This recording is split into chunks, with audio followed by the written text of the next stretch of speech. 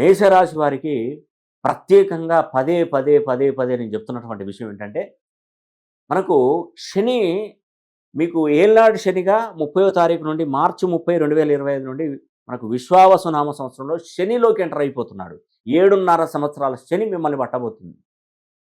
శని పడితే ఎన్ని నష్టాలొస్తాయో తెలుసా మీకు?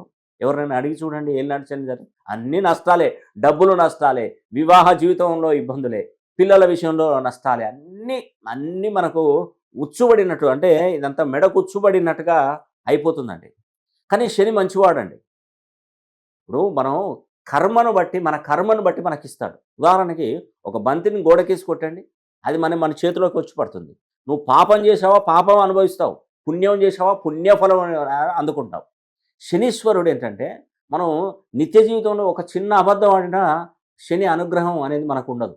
కాబట్టి ఏం చేయాలంటే మనం శని హోమం ద్వారానే